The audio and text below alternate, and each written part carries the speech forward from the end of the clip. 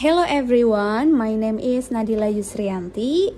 I am a postgraduate student of Universitas HKBP Nomensen. I make this video to fulfillment an assignment apply linguistic from our beloved lecturer Dr. Rosdiana Rajaguguk M.Hum. I will share my explanation about humanism theory. Definition of humanism. Humanism in applied linguistics refers to an approach that emphasizes the human dimension and ethical consideration involved in language teaching, learning, and use.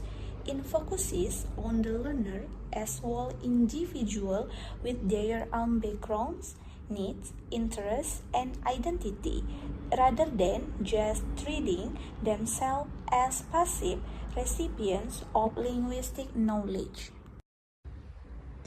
The expert opinion and definition about humanism. The first one, the expert is Sidney Hook, a philosopher in 1974, stated that some opinion about humanism, such as follow, humanism are different from or opposed to the imposition of one culture in some civilization. Those do not belong to a church or established religion. These do not support dictatorship. It do not justify the use of violence for social reforms. The humanists support the elimination of hunger and improvement to health, housing, and education. H.G. Blackham, a humanist philosopher, argued that humanism as a concept focusing on improving humanist social condition by increasing the autonomy and dignity of all humans. Genet de Fowler in 1999 notes two opinions about humanism. At first, the definition of humanism should include a rejection or divinity and emphasis on human well-being and freedom. At last, there is a lack of shared belief system or doctrine, but in general, humanism aims for happiness and self-fulfillment. Andrew Capson, a prominent humanism in 2015, states some opinions about humanism. Humanism is naturalistic in its understanding of the universe. Science and free inquiry will help us comprehend more about the universe. This scientific approach does not to reduce humans to anything less than human beings. Humanists place importance of the pursuit of a self-defined, meaningful, and happy life. Humanism is moral. Morality is a way for humanists of improve their lives. Humanists engage in practical action to improve personal and social conditions. The International Humanism and Ethical Union state that humanism is democratic and ethical life stage which affirm that human beings have the right and responsibility to give meaning and shape their own life. It stands for the building of the more human society through the ethic based on the human on other natural value in the spirit of reason and free inquiry through human capabilities. It's not deistic and it does not to accept supernatural view of reality.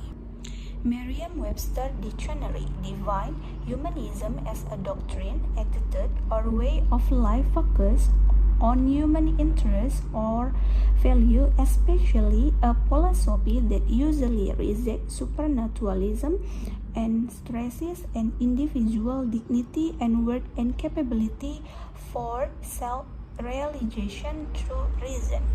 History of humanism. The meaning of humanism has evolved from Renaissance humanism inspired by ancient works to its reinforcement by scientific advancement during the age and Enlightenment and contemporary focus on human well-being and scholarism.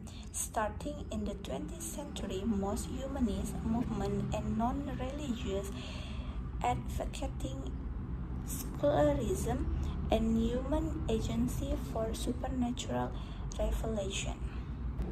The goal of humanism. This humanistic learning also have clear goals, namely the aim is to become a more human person into the hope of being more sensitive to the surrounding environment, able to understand oneself, to be able to achieve self-actualization.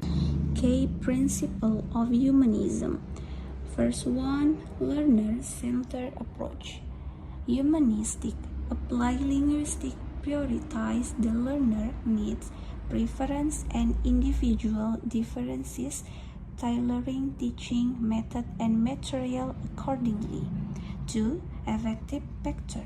It recognizes the importance of affective factors such as emotion, attitude, motivation, and self-esteem in the language learning process and seek to create a sportive and non-threatening learning environment. 3. Holistic development. Humanistic approach aim to develop the whole person, not just their linguistic competence, by fostering personal growth, self-actualization, and the exploration of human value and experience through language learning.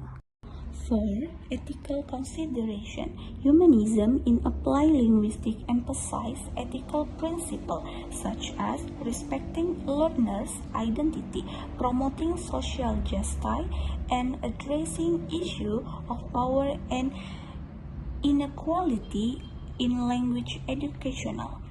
5. Meaningful communication. Humanistic methods often emphasize meaningful, authentic communication and the use of language in real-life context rather than focusing solely on grammatical rules or decontextualized drills. 6. Learner autonomy. Humanistic approach encourage learner to take an active role in their own learning process, fostering independence, critical thinking, and self-direction learning. Overall, the humanistic perspective in applied linguistics aims to create a more humanist, culturally responsive, and learner-centered approach to language teaching and learning, recognizing the complex interplay between linguistic, cognitive, affective, and social factors in language acquisition and use. There are 8 stages of needs or transcendence needs. The first one is biological and physiological needs. Example like basic life needs. Example like air, food, and drink. The second is safety needs. Example like protection and security, order, and law. The third is belonging needs and love needs. Example like family, affection, and relationship. The fourth is esteem needs. Example like achievement and responsibility. The fifth is cognitive needs. Example like knowledge, meaning, and self-awareness. The sixth is aesthetic needs like beauty and balance. 7. Self-actualization like example personal growth and self-fulfillment. The last is transcendence like example helping others to self-actualization.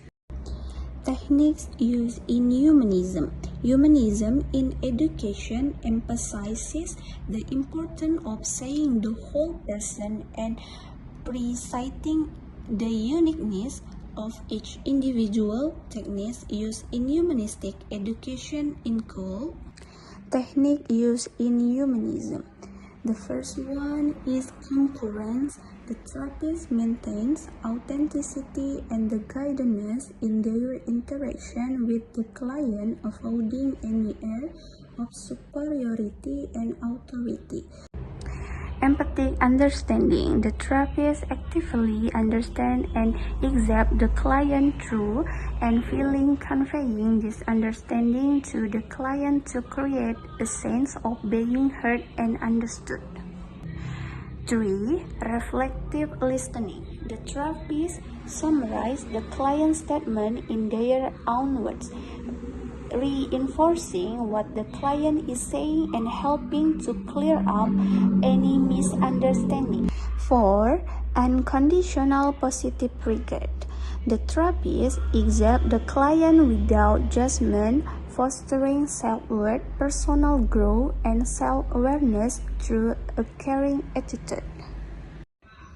5. Meaningfulness.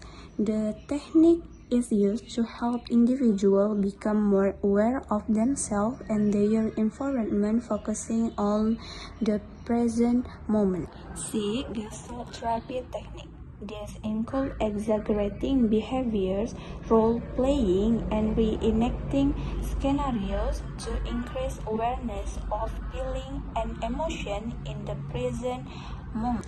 7. Client-centered therapy. This approach emphasizes empathy and unconditional positive regard, allowing the client to take an active role in their therapy and explore their own identity. 8. Existential therapy. This type of therapy helps individuals explore the meaning they find in their life and take responsibility for their choices, recognizing their power to make change.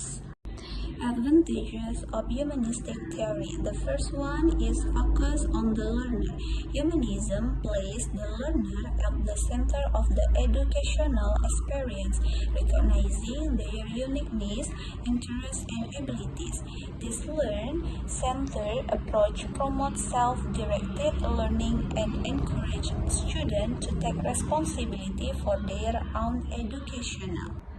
Promote intrinsic motivation.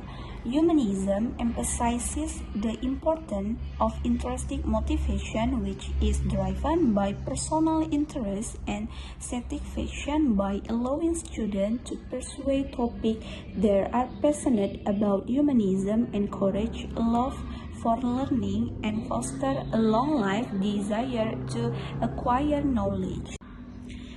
The third, holistic development. Humanism recognizes the importance of addressing the whole person, including their emotional, social, and cognitive development.